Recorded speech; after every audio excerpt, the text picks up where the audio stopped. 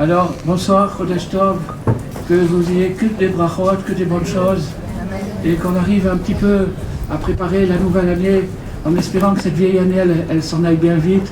Elle était un peu dure, un peu lourde. Et Bezrat Hashem, qu'on rentre dans une nouvelle année pleine de brachot, pleine de bénédictions, pleine de bonheur, de santé, une bonne parnassa, une bonne entente, une bonne communication. Alors, ce soir, on va étudier un enseignement de Rabbi Nachman qui a été donné dans la ville de Breslev en octobre 1806. Octobre 1807, pardon. 1807, c'est-à-dire 3 ans avant que Rabbi Nachman quitte ce monde. Donc, en octobre 1807, oui, en octobre 1807, Rabbi Nachman, pendant la fête de Simchat Torah, il a donné un enseignement, et cet enseignement-là, il est littéralement révolutionnaire. Et vous allez le voir, je pense que tout le monde sera d'accord, et s'il y a quelqu'un qui n'est pas d'accord, ça mettra un peu de piment dans le... Donc, cet enseignement, il est vraiment révolutionnaire dans la mesure où il nous présente une façon de voir les choses qu'on pourrait appeler le regard positif. Le regard positif, c'est la manière de voir les choses, et une manière positive de voir les choses. Donc Rabbi Nachman a donné cet enseignement à Simchat Torah, puis le lendemain de la fête, il est parti précipitamment, tout seul, pour aller dans la ville de Lemberg, qui s'appelle aujourd'hui Lvov, qui est une ville d'Ukraine. Il est parti pour aller là-bas, et il a fait un voyage dont personne ne sait vraiment les secrets, pour quelle raison il a fait ce voyage. En attendant, quand il est parti, il avait donné cet enseignement maintenant. On va le voir en résumé. Et donc, à l'époque, naturellement, il voyageait à cheval, des diligences. Donc il a pris la diligence, et la diligence, elle voyageait toute la journée, puis elle arrivait à la première étape, et après il continuait, passait la nuit et continuait. Donc quand il est arrivé à la première étape, dans la ville de Krasna, eh bien il est allé à l'auberge pour passer la nuit. Mais Rabbi Nathan et son ami Rabbi Naftali avaient poursuivi la diligence à pied. Ils avaient couru derrière la diligence, et ils sont arrivés dans la nuit, et ils ont réussi à rattraper Rabbi Nachman. Et le lendemain matin, tout de suite après la prière, Rabbi Nachman a repris la route pour continuer sur Lemberg. Lemberg, c'est à peu près 500 km de Breslev, donc ça fait une trotte, surtout à cheval. Donc, Bekitsour, le Rabbi Nachman était prêt à partir le lendemain matin, et Rabbi Nathan et Rav Naftali ont couru derrière la diligence pour profiter encore de sa présence, encore quelques minutes, tellement c'était précieux à leurs yeux. Donc ils ont couru, et la diligence est arrivée à un pont, et au pont elle a dû s'arrêter. Pour passer le pont, il devait y avoir un problème technique, donc la diligence s'est arrêtée, et alors à ce moment-là, Rabbi Nathan a sauté sur la diligence, comme on voit dans les films d'Indiens. Il a sauté sur la diligence, et il voulait encore dire bonjour à Rabbi Nachman, passer encore quelques secondes avec lui. Et Rabbi Nachman a beaucoup apprécié ce geste. Il lui a dit, en échange de ce geste, maintenant je vais bientôt repartir, en échange de ce geste, qu'est-ce que tu préfères, une bénédiction ou un enseignement? Alors Rabbi Nathan a dit, la bénédiction, vous nous la donnerez quand vous reviendrez en bonne santé de Lemberg, mais pour l'instant je préfère un enseignement. Et donc Rabbi Nachman, en route, a donné cet enseignement-là, qui est en fait la suite du premier enseignement que je vous ai dit qu'il a donné pendant la fête de Simchat Torah. Donc la première partie était pendant la fête de Simchat Torah, et la seconde partie était en route, dans le chemin, sur le bord de la diligence. Donc ce qu'on va faire maintenant ce soir, c'est que on va étudier un petit peu dans le texte, mais je traduis simultané, donc il n'y a pas de... ça sera plus facile. Donc on va étudier dans le texte résumé l'enseignement, et puis après on dissertera un petit peu sur les conséquences, les implications et surtout les bénéfices, les profits qu'on peut tirer de cet enseignement. Donc rappelez-vous que l'enseignement s'appelle le regard positif, la façon positive de regarder les choses. Donc Rabbi Nachman a dit, donc ça c'est dans la première partie de l'enseignement, il faut juger tout le monde du bon côté. Bon, ça c'est déjà un enseignement classique, puisqu'il figure dans la Mishnah qui nous dit, Rabbi Yoshua ben Peraché Omer, Aseh lecha rav, lecha chaver, ve'vedan et kol adam lekavsrut, juge chaque personne du bon côté. Juger du bon côté, ça signifie que quand une personne, quand le comportement plus exactement, quand le comportement d'une personne peut être interprété d'une manière positive ou d'une manière négative, c'est-à-dire qu'il y a une liberté d'interprétation, c'est-à-dire qu'il y a un doute quelque part, c'est pas sûr que ce soit quelque chose de tellement mauvais, ça a l'air, mais c'est pas sûr, alors il y a un devoir qui est une véritable mitzvah d'après la Torah, de pencher du bon côté, du côté positif. Même si pour pencher du bon côté, il faut être un peu de mauvaise foi, c'est-à-dire que logiquement, tout a l'air contre, eh bien, il faut chercher un aspect, et je vais vous raconter une petite histoire parce qu'elle résumera mieux que tout un long discours l'esprit de juger du bon côté et du regard positif. Il y avait une dame, une rabbinite, une dame qui fait des cours de Torah et qui est partie aux États-Unis pour faire des cours de Torah. Et alors elle est arrivée un soir, c'était un soir un peu, il y avait beaucoup de neige et trucs, un mauvais temps, donc il n'y avait pas beaucoup de monde.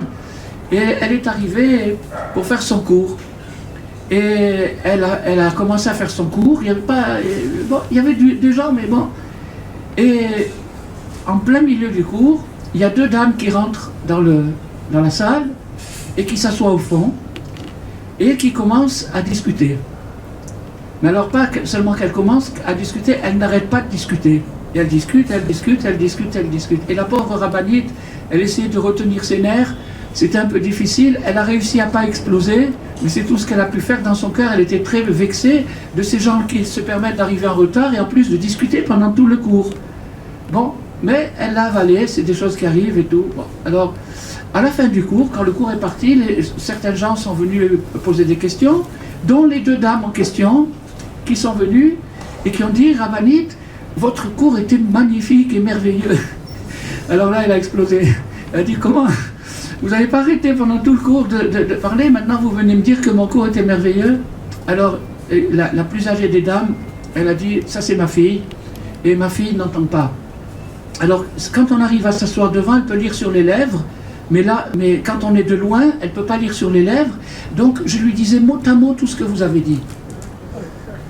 Voilà ce qui s'appelle juger. Naturellement, il faut être un génie, il faut avoir une inspiration spéciale pour pouvoir trouver un truc comme ça, c'est un truc impensable. Mais il faut savoir que dans la plupart des cas, il existe, et c'est pour ça que la Torah nous demande d'essayer de faire appel, ou au moins si on n'arrive pas à trouver l'explication ultime, c'est-à-dire pourquoi, qu'est-ce qui s'est passé, au moins de se dire, il y a sûrement un autre côté dans l'histoire. Il y a sûrement un autre aspect dans l'histoire que je ne vois pas, et si je le voyais, eh bien, je jugerais autrement. Donc Rabbi Nachman a dit, il faut juger tout le monde du bon côté. Et alors c'est là où on commence maintenant un petit peu à innover. Jusqu'à présent c'est du classique, c'est la Mishnah, et une histoire que je vous ai racontée. Maintenant, Rabbi Nachman il dit, même si la personne en question est ce qui s'appelle en hébreu un rachat gamour. Un rachat gamour, c'est-à-dire un complet, quelqu'un qui est un mauvais, quelqu'un qui est vraiment mauvais, complètement. C'est-à-dire, des fois, il y a des gens qui sont un petit peu à moitié, 30%, 40%, 50%. Mais là, c'est 0, 0, 0, un rachat gamour. Même lui, il faut chercher chez lui un espèce de point, un point, un petit peu de bien, que dans ce petit peu de bien, il n'est pas rachat. C'est-à-dire qu'il est rachat dans son comportement habituel, il est, disons que c'est son titre, c'est sa qualification, Mais de temps en temps, il a pu lui arriver de faire quelque chose de bien, et dans cette chose-là, objectivement, la chose en elle-même, malgré qu'elle soit faite par cette personne, la chose demeure quelque chose de bien. Et alors Rabbi Nachman nous dit, lorsque on trouve un petit peu de bien, dans lequel cette personne-là, objectivement sur ce point particulier, eh bien la personne n'est pas quelqu'un de perverti, quelqu'un de mauvais, parce que la chose en elle-même est bonne. Alors à ce moment-là, on peut le juger du bon côté. Pourquoi? Parce qu'au contraire, à ce moment-là, ça se renverse complètement à l'envers. Ça se renverse à l'envers dans la mesure où, au contraire, plus il est mauvais, plus ce qu'il a fait de bien est formidable. Ça, c'est quelque chose de très très fort, c'est une espèce de renversement, c'est ça la vraie révolution. C'est-à-dire que plus la personne, plus cette personne, on la connaît depuis longtemps, on sait comment elle se comporte, on sait son comportement, zéro. S'il fallait lui donner une note, c'est zéro. Et bien, malgré tout ce zéro, ce nul, il a réussi à faire quelque chose de bien. Alors à ce moment-là, il y a une survalue, ce petit peu de bien qu'il a réussi à faire prend un relief et une valeur accentuée dans la mesure proportionnelle où il est mauvais, justement. C'est-à-dire que plus il est mauvais et plus c'est bien. Alors maintenant, la proportion, Rabbi Nathan nous la donne. La proportion, c'est-à-dire la valeur intrinsèque du point positif, malgré la négativité de la personne. Donc là, il y a une proportion. Jusqu'à quel point, ici Rabbi Nachman nous dit que c'est un rachat gamour, c'est-à-dire qu'il est complètement pourri, il vaut rien. Donc maintenant, quelle est la proportion? Rabbi Nathan nous dit quelque chose d'extraordinaire. Il dit, c'est 1/100000. Qu'est-ce que ça veut dire 1/100000? Et ça veut dire que si cette personne, sur 1000 actions qu'elle a fait aujourd'hui elle a fait 1000 actions, elle n'a fait qu'une seule bonne action. Et tout le reste était mauvais, du mensonge, du vol, de l'orgueil, de tout ce qu'on veut, 1000 actions mauvaises, et dans ces 1000 actions mauvaises, il y avait une action valable. Bon, alors là on est à 1/100000, pas 1/10000000. Maintenant, où est-ce qu'on va passer au millionième? Comment on va multiplier par 1000? On va multiplier par 1000, parce que chaque action peut se diviser en 1000. On peut tout diviser en 1000, ça fera 1/100000. Alors maintenant, si cette action qu'il a fait, mettons qu'il a fait par exemple un bon geste, il a aidé quelqu'un, etc. Donc il a fait une bonne action, cette bonne action peut se diviser en 1000. Et si maintenant on analyse les 1000 particules qui composent cette action, on se rend compte qu'il y en a 999 qui valent rien. C'était tout avec une mauvaise intention pour s'enorgueillir, pour tirer un profit, pour calculer, pour chercher ce que vous voulez. Donc il y a 980. Alors il y a une action sur 1000, donc ça fait 1/100000. Et maintenant dans cette action sur 1000, il y a 1/100000 de cette action sur 1000 qu'on peut trouver valable. Donc on est à 1/10000000. Au point de vue valable, on est à 1/10000000, et bien ça vaut la peine. À partir de ce moment-là, si cette personne a réussi à sauver 1/10000000 de sa journée, il n'a pas perdu son temps. Et moi, je vais pouvoir le juger favorablement. Pourquoi? Parce que je vais me dire, cette personne-là, comment il a trouvé la force, malgré son état habituel, d'arriver malgré ça à sauver quelque chose de valable. Pour vous dire la valeur des choses, il y a le Gaon de Vilna, le Chidush Harim. Le Chidush Harim, un jour, il y a un monsieur, ce qu'on appelle ici les laïcs, donc un laïc qui s'est rapproché de ce rabbi et qui lui a dit, on dit dans la lecture du schéma, que si tu n'accomplis pas les commandements, je ne donnerai plus la pluie, la terre ne donnera plus son produit, etc., etc., toutes les conséquences du mauvais comportement. Alors ce laïc, il a dit au rabbi, eh bien moi, je fais rien du tout, et malgré tout, je suis riche, je suis en bonne santé, j'ai une famille dont je suis content, donc ça va pas. Comment ça se fait que la Torah dit que si on ne fait pas les commandements, il va nous arriver des malheurs, et moi je suis très heureux. Alors je voudrais que vous m'expliquiez ça. Le rabbi lui a dit, si tu m'as sorti cette phrase-là, que tu as vue, qui t'a choqué, ça veut dire que tu l'as lu, et où tu l'as lu dans la Bible, tu ne l'as pas lu ailleurs puisqu'elle est dans la Bible. Donc puisque tu l'as lu, rien que la lecture de cette phrase elle vaut que tu sois heureux et riche toute ta vie. La récompense pour la lecture d'une phrase, donc ça veut dire que ça c'est encore beaucoup plus qu'un millionième, c'est encore plus petit qu'un millionième. Et donc Rabbi Nachman nous a dit, cherche un bon point chez cette personne, qu'elle a fait quelque chose de bien pendant cette journée ou récemment, et grâce à ça, tu pourras le juger du bon côté. Pourquoi? Parce que s'il a réussi à sauver un point sur 1 million, eh bien, il y a de quoi le juger favorablement. Alors maintenant, on va aller dans un degré encore plus haut, plus fort. C'est que, avec cette manière de regarder les gens,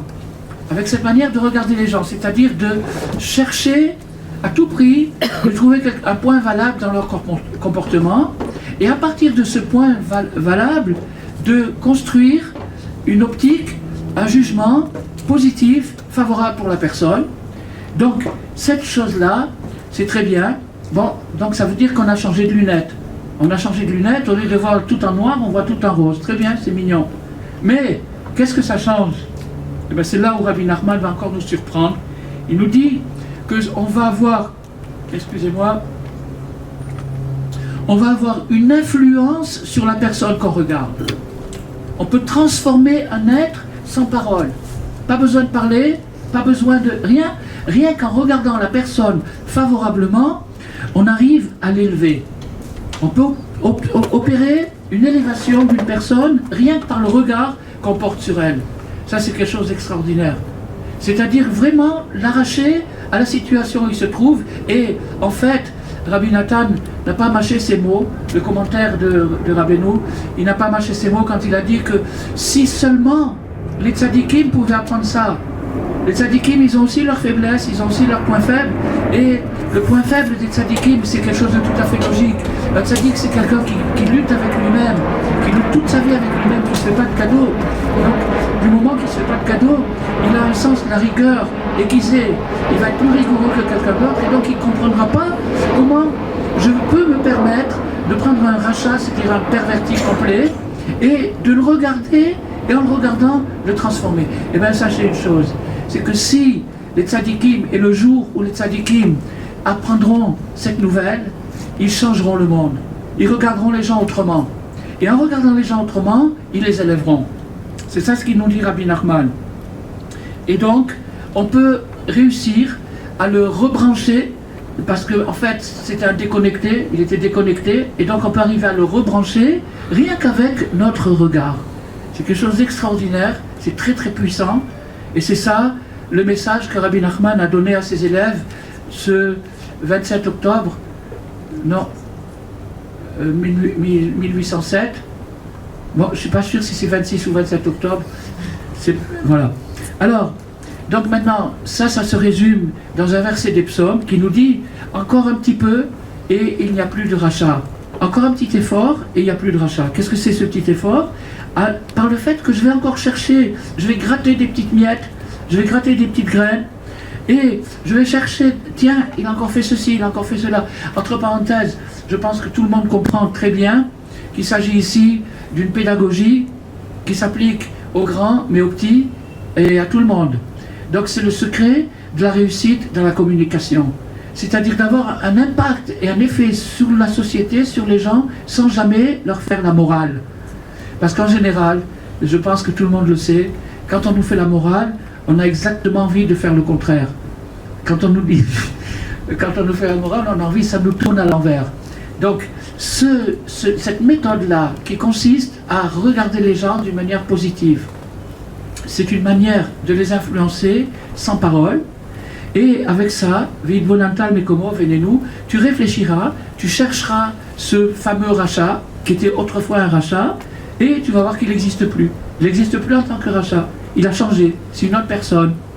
Il y avait, encore une petite histoire, il y avait un bandit de la zone par ici, il y avait un bandit qui était recherché par la police, et la police le recherchait, et donc qu'est-ce qu'il a fait?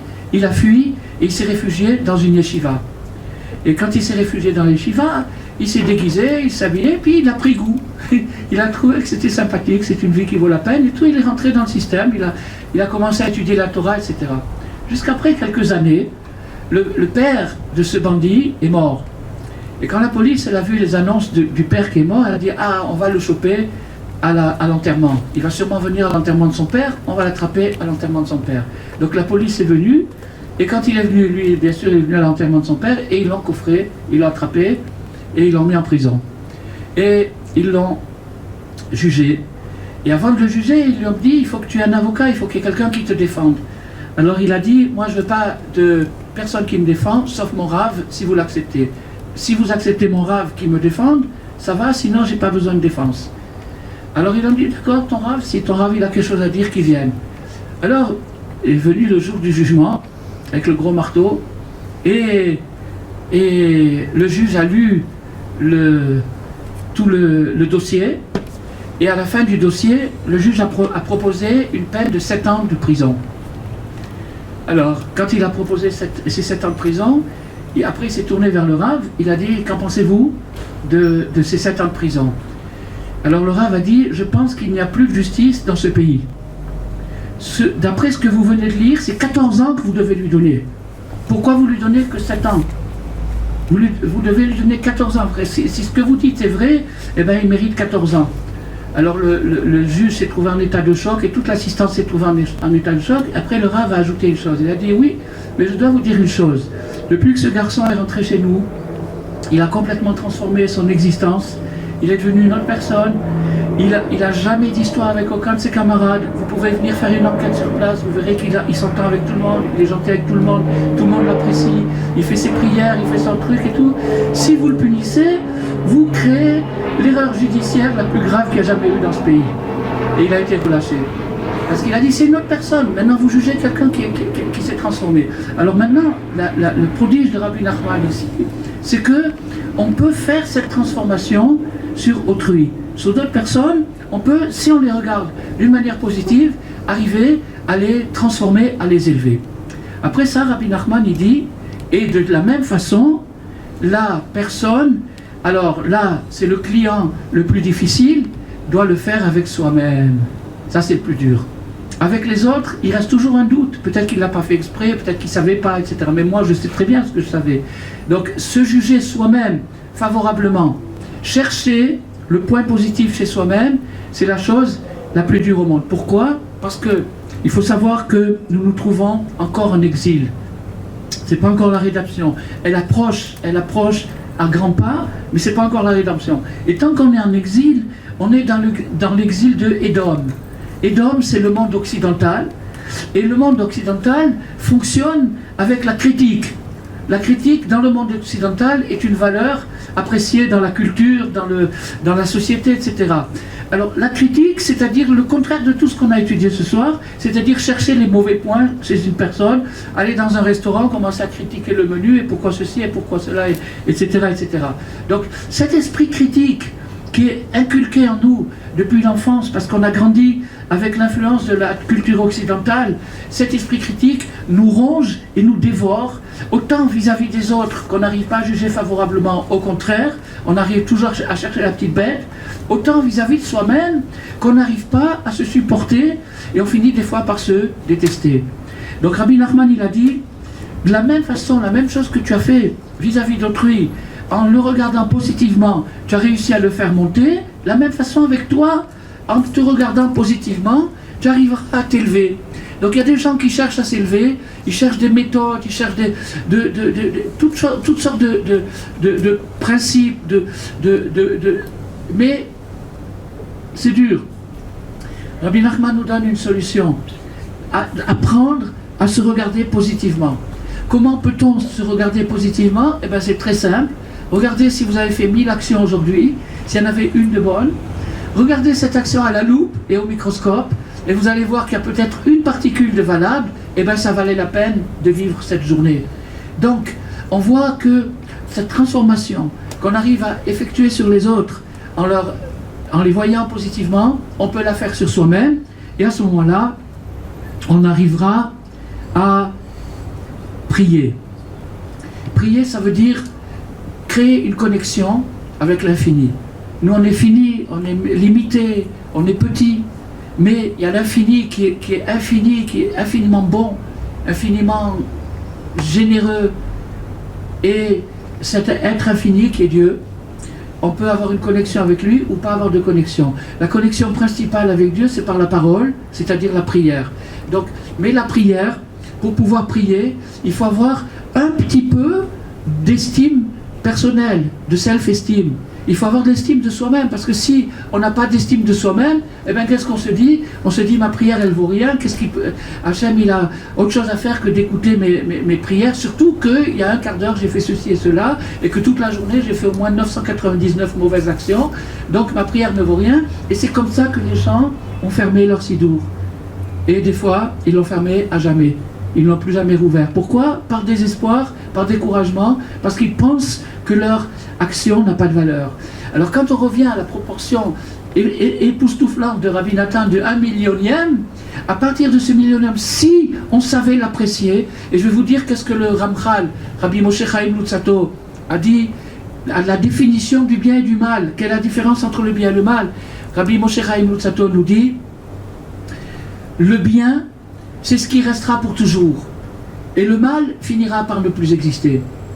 C'est ça la différence entre le bien et le mal. Donc, le bien, si j'ai fait 1 millionième de bien aujourd'hui, cette petite particule, elle est éternelle. Elle ne s'arrêtera jamais. Elle ne sera jamais détruite, elle ne sera jamais perdue, elle sera pour toujours. Tandis que toutes les bêtises que j'ai pu faire, un jour ou l'autre, il n'en sera plus question, elles auront disparu, ou bien, encore mieux, et ça arrive, elles seront recyclées. Il y a aussi une notion de recyclage. Donc, si la personne arrive à se juger favorablement, à chercher le bien en elle-même, comme j'ai dit tout à l'heure, c'est plus facile de le faire avec les autres qu'avec soi-même, eh bien, cette personne-là pourra effectuer une transformation sur elle-même sans avoir eu besoin d'utiliser la culpabilité et la critique, qui sont des monstres spirituels. Il faut une partie de responsabilité, de connaissance, de savoir où on est. Mais la culpabilité, le sentiment de culpabilité, c'est quelque chose de totalement négatif. Et il provient justement du regard négatif. Quand on change le regard, alors, pour vous dire que ce qu'on est en train d'étudier, c'est quelque chose d'extraordinaire. Et je pense qu'il doit y avoir parmi vous pas mal de gens qui ont déjà entendu cet enseignement d'une manière ou d'une autre. Ça fait rien. Je suis sûr qu'aujourd'hui vous ne l'avez pas entendu, donc il faut l'entendre tous les jours. Tous les jours, tous les jours, tous les jours. Parce qu'on est conditionné dans le sens contraire. On est conditionné depuis la tendre enfance, tout de suite. Qu'est-ce qu'on entend? La première chose qu'on entend de nos parents et de nos éducateurs, des critiques. Et encore des critiques. Ils ont fait un truc en Amérique, je ne sais pas combien, 14 000 critiques par jour. Le citoyen américain moyen, il reçoit, je ne sais pas combien, un truc fabuleux qui est des critiques, des critiques, des critiques. À la fin, si on est un peu sensible, eh ben on finit par y croire. Et quand on y croit, par conséquence, on se dit, ma prière n'a aucune valeur, ma connexion n'a aucune valeur, ma vie n'a pas une grande valeur, j'ai pas trop le choix, je continue, mais pas de bon cœur. Et c'est bien dommage, parce qu'on passe à côté. Donc si on veut se reconnecter et pas passer à côté, le meilleur moyen c'est de changer de lunettes. Et changer de lunettes, ça veut dire commencer à regarder les choses positivement. Naturellement, tout le monde peut comprendre qu'il s'agit ici d'une méthode. Et toute méthode, c'est comme du solfège. Il n'y a personne qui va penser à prendre le violon en moins de 7 ans. Il faut au moins 7 ans pour jouer un morceau correct avec un violon. Donc le violon du cœur prend pas moins de 7 ans non plus. Mais c'est la direction, c'est le chemin. Et si quelqu'un décide d'aller dans ce chemin, il verra des progrès extraordinaires. Alors maintenant, Rabbi Nathan nous dit, il faut que l'homme et la femme, Adam c'est les deux, fassent très attention d'aller avec ce chemin, c'est-à-dire d'aller dans ce chemin, qu'ils prennent à cœur d'aller dans ce chemin, car c'est la base élémentaire de si quelqu'un veut se rapprocher de Dieu. Voyez comment c'est transformé complètement. D'habitude, la religion nous est présentée toujours sous un côté austère et rigoureux. Et donc, ce côté austère et rigoureux, si une personne a des faiblesses ou si elle est faible dans tout son comportement, elle se sent automatiquement exclue. Ou bien, si elle a une période dure dans la vie, ça peut arriver même aux gens les plus solides, ça peut leur arriver d'avoir des moments de faiblesse. Donc, si quelqu'un veut se connecter, veut se rapprocher de Dieu, et ne pas perdre, ne pas gâcher sa vie, l'essentiel, c'est d'éloigner de soi la tristesse et l'angoisse. Et j'en rajoute un qui n'est pas marqué là, le stress. Donc, la tristesse, l'angoisse et le stress, de toutes les forces, d'employer toutes ses forces, toute son énergie pour les repousser, parce que c'est un espèce de cancer spirituel. C'est une maladie qui ronge la personne, et la personne peut rester en vie de manière physique, mais mentalement, moralement, elle sera détruite de l'intérieur par cette espèce d'angoisse, cette espèce de stress et cette tristesse. Car, alors Rabbi Nathan ne mâche pas ses mots maintenant. Il nous dit, la majorité des gens sont loin de Dieu. Pourquoi on est loin de Dieu? Parce qu'on est dans un monde qui a été créé par lui et qui nous trompe. Le monde est magnifiquement orchestré de manière à bien nous tromper. On dit qu'il y a un verset dans la Bible qui dit « En tsur kelokenu ». Il n'y a pas un rocher comme notre Dieu. Tsur, en hébreu, ça veut dire le rocher. Mais les sages, ils aimaient jouer avec les mots. Et ce mot tsur, ils l'ont transformé. Ils ont dit non, ne lis pas un rocher, lis tsayar, un peintre. Il n'y a pas un peintre comme Dieu. Il n'y a pas un artiste comme Dieu. Alors, quelle est l'explication? On explique comme ça. Le peintre, son but, c'est de simuler la troisième dimension. Quand vous peignez, vous n'avez que deux dimensions. En long et en large, c'est tout. Il n'y a pas la profondeur. Dans la sculpture, il y a la profondeur, mais dans la peinture, il n'y a que deux dimensions. Maintenant, un bon peintre, c'est celui qui arrive à simuler la troisième dimension. C'est-à-dire qu'il arrive à créer une profondeur, une troisième dimension. Alors, on dit maintenant, ça c'est un bon peintre. Maintenant, quand on dit En tsur kelokenu, il n'y a pas un peintre comme notre Dieu, ça veut dire qu'il a peint un tableau tellement bien fait qu'on croit que c'est vrai. Il a tellement bien peint le monde qu'on s'est assez trompé, on croit que c'est vrai. Donc, si quelqu'un, la plupart des gens tombent dans le panneau, et l'essentiel de leur éloignement, c'est à cause de la tristesse. La tristesse est la responsabilité de notre éloignement. S'il n'y avait pas la tristesse, on serait connecté. S'il y avait la joie c'est Dieu. S'il y avait la joie, sentimentalement, c'est comme ça que Dieu s'exprime dans le cœur des gens. Donc s'il y avait la joie, eh bien, on serait pas loin, on serait rapproché. Et à cause de la tristesse, les gens se découragent parce qu'ils voient en eux-mêmes, ils constatent leur comportement, c'est-à-dire la critique, et de la critique, on passe à la culpabilité, et de la culpabilité à l'abattement, et de l'abattement au découragement total. Ça, c'est ce que Rabbi Nathan a vu, Rabbi Nachman a vu à son époque, il y a un peu plus de 2 siècles. C'était le début, le commencement de la fin. Donc, pourquoi?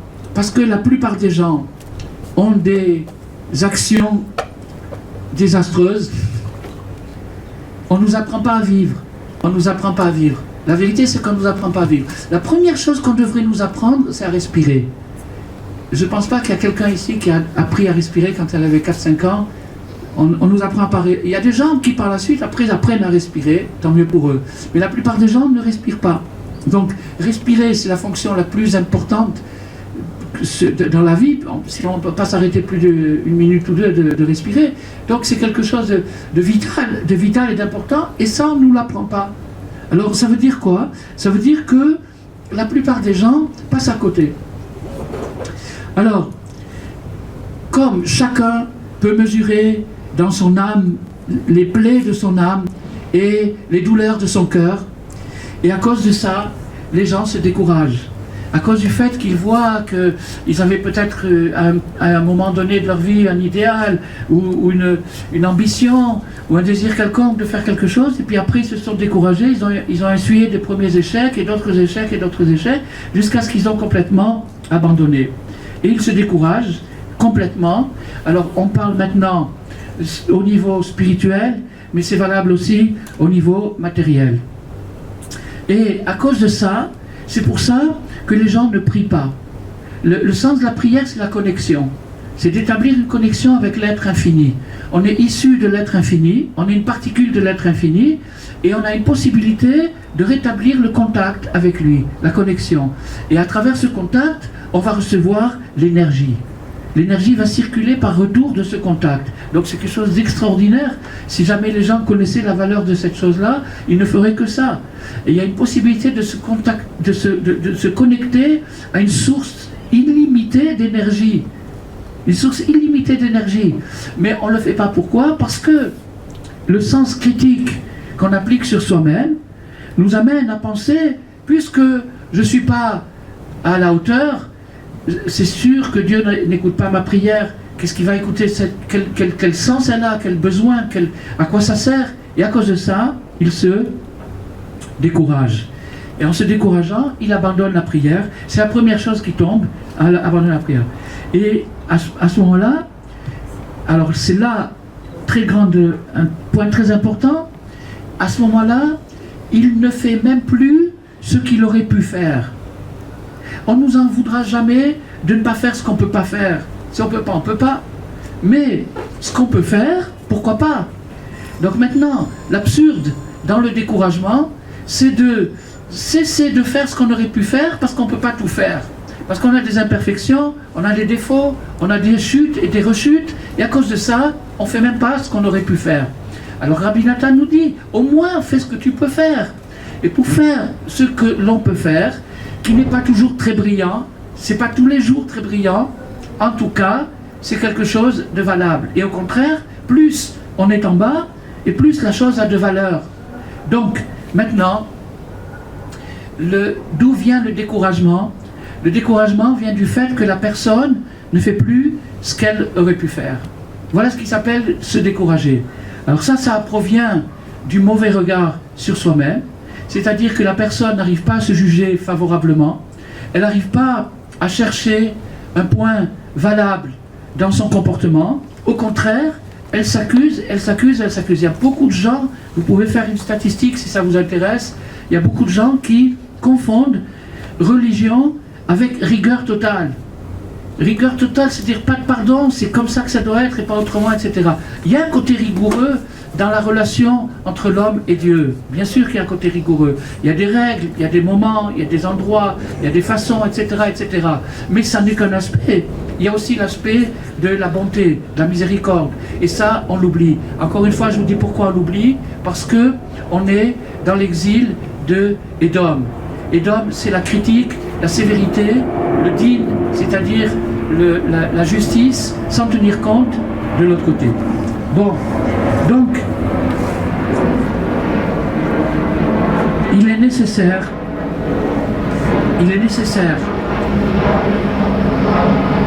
de réfléchir à ce qu'on a vu ce soir. On a vu quelque chose qui est, même si vous l'avez déjà entendu, je suppose que pas mal de gens parmi vous avaient déjà entendu cette chose parce qu'elle commence à être connue, on l'entend un petit peu partout, on voit des livres, des feuilles, des brochures, etc., etc. Malgré ça, aujourd'hui vous ne l'avez pas entendu. Je ne pense pas, peut-être il y a quelqu'un, une personne ou deux qui l'a entendu, mais pas aujourd'hui. Il faudrait tous les jours étudier que ça, jusqu'à ce qu'on devienne joyeux, jusqu'à ce qu'on ait de l'optimisme, jusqu'à ce qu'on ait envie de construire. Et à ce moment-là, on verrait le monde autrement, et c'est à ce moment-là où non seulement on arriverait à faire ce qu'on peut faire, mais on arriverait à faire plus que ce qu'on peut faire. Alors, beaucoup de gens ont sombré dans le désespoir, le découragement, qui est la pire des choses. Abandonner, c'est la pire des choses. C'est pourquoi il faut se renforcer de toutes ses forces d'aller dans ce chemin. Ça, c'est les paroles de Rabbi Nathan que je vous lis, je traduis simultanément. Se renforcer de toutes ses forces d'aller dans ce chemin, c'est-à-dire tourner le dos à la critique occidentale.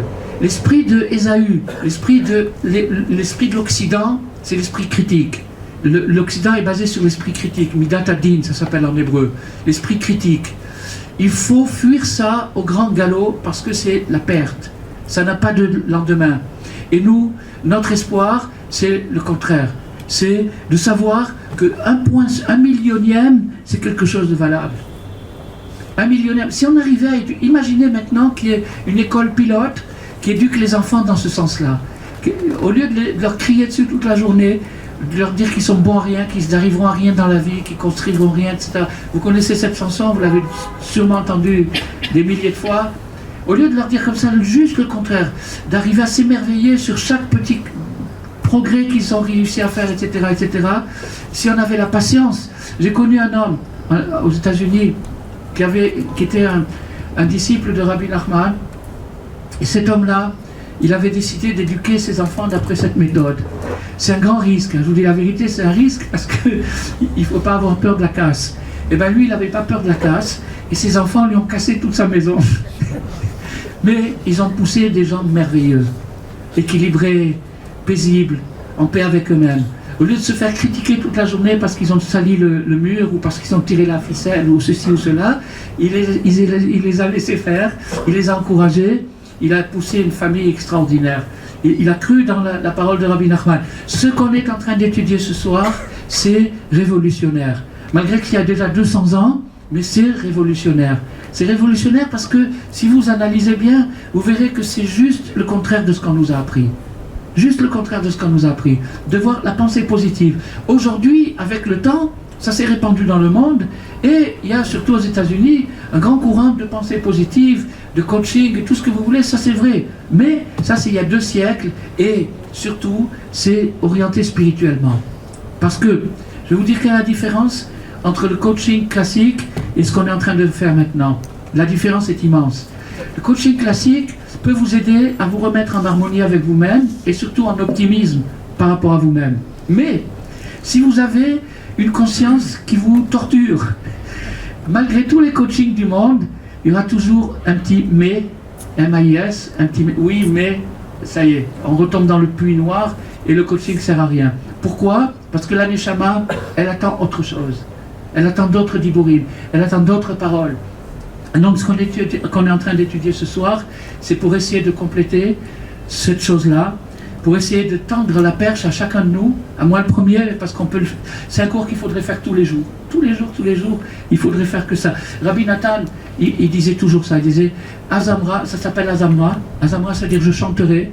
Je chanterai, ça veut dire je chercherai des petits points positifs, et avec ces petits points positifs, je composerai des mélodies. Chanter dans sa vie, ça veut dire prendre les points positifs et les assembler sous forme d'une symphonie. Et ça, c'est la symphonie de la vie. Donc Rabbi Nathan, il disait Azamra, seulement ça, seulement ça, seulement ça. Tellement cet enseignement est important pour nous. Et de cette façon, on retrouve la prière. La prière, c'est le désir de se connecter avec l'être infini. C'est-à-dire le désir d'être en harmonie avec l'infini, avec la perfection. C'est un désir humain, c'est un désir qui est en nous, dans notre âme, profondément, mais il est neutralisé par la pensée négative. Quand quelqu'un pense du mal de soi-même, eh bien, il se déconnecte de la pensée positive. Il n'a plus cet élan vers Dieu qui s'exprime dans la prière et qui est une chanson. Bon, alors maintenant, on va passer. Alors Rabbi Nachman nous dit que celui qui fait la prière pour les autres, il y a la personne qui prie pour elle-même, chacun fait sa prière personnelle, la personne qui prie pour elle-même, et il y a celui qui fait la prière pour les autres. Ça veut dire ça s'appelle le Shaliach Tzibour, l'émissaire de la communauté, c'est-à-dire celui qui fait la prière à la synagogue, qui fait la prière pour les autres. Alors ça, c'est au sens simple, celui qui fait la prière pour les autres, c'est-à-dire ce qu'on appelle en français l'officiant, celui qui officie, qui fait la prière pour les autres, ça c'est une chose. Et puis il y a aussi celui qui fait la prière pour les autres, c'est-à-dire le tzaddik, c'est-à-dire la personne qui est concernée par le bien-être de la société, de l'humanité, et qui prie pour les gens. Alors celui-là, ce Shaliach Tzibour, il ne peut faire ce travail extraordinaire de connecter les gens avec l'infini que s'il a cette tendance à juger du bon côté, à chercher le bon côté chez les gens, à chercher le bien, à chercher le côté positif. Alors, il nous dit que celui qui peut ramasser les bons côtés, les bons points de chacun de ceux qui participent à la prière, et toutes ces bons points, ces bonnes notes exactement, mais notes au sens musical, alors il fait la prière, et à ce moment-là, heureux est la communauté qui a un tel officiant, la communauté qui a quelqu'un qui regarde les gens du bon côté, qui les aime, qui les encourage. C'est ce qu'on souhaite pour chacun de nous. Alors maintenant, on va tirer une espèce de petite conclusion sur cet enseignement qu'on a vu. On l'a vu en résumé parce que l'enseignement est beaucoup plus long, mais je l'ai résumé et on a vu à peu près l'essentiel, mais maintenant il y a encore un autre point qui est très important. C'est que après ça, Rabbi Nachman nous amène une illustration. Il illustre justement cet officiant dont je viens de parler maintenant, l'officiant, qui s'appelle en hébreu le chazan, mais il y a ici un jeu de mots, c'est que le mot chazan en hébreu veut dire deux choses. Il veut dire chazan, c'est-à-dire le chanteur, il veut dire aussi chazon, qui veut dire le visionnaire. Un musicien est un visionnaire, et un musicien un visionnaire dans la mesure où la musique donne accès à une perception de la réalité beaucoup plus profonde. C'est d'ailleurs un début de la musique.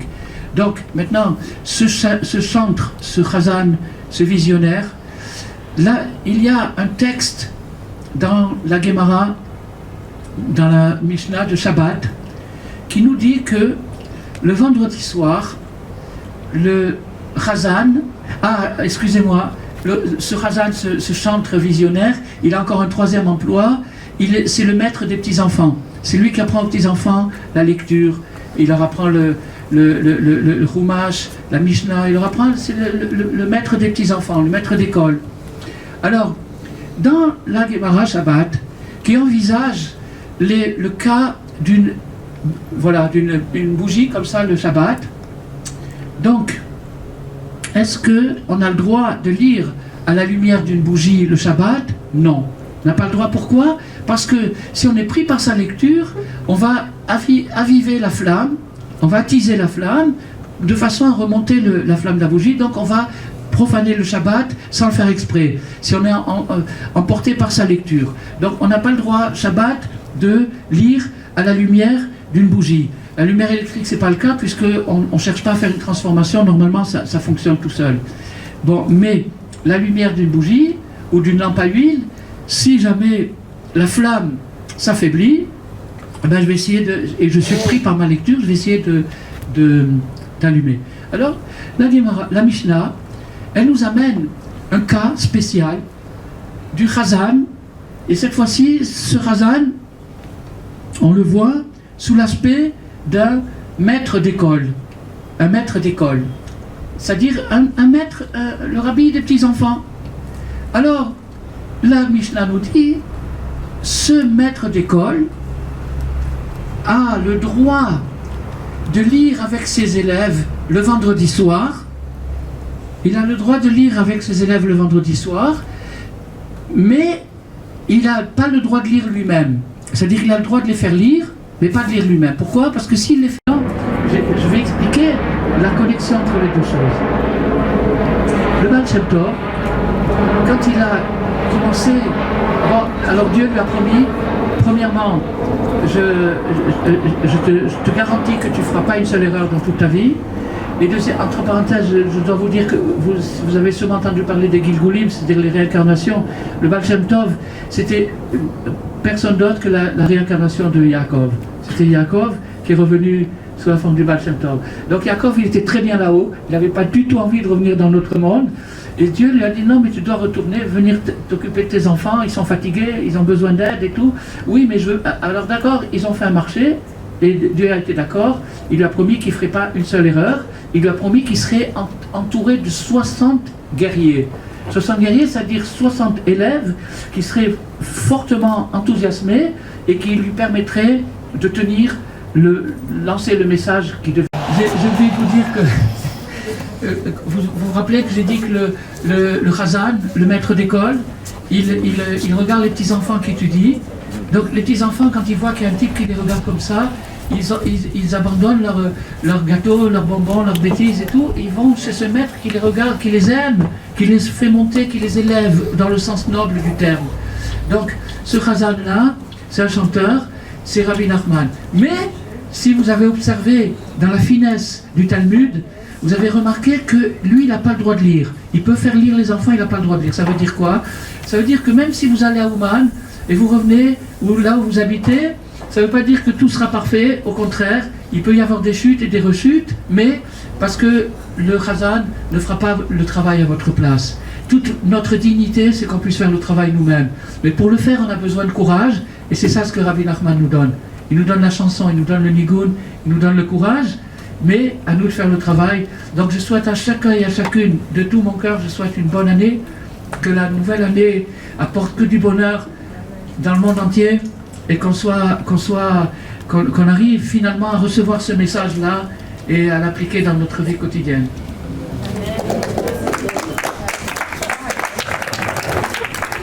On a la chance de recevoir M. Rav Besançon. Vraiment merci de votre présence. Merci. Avec plaisir.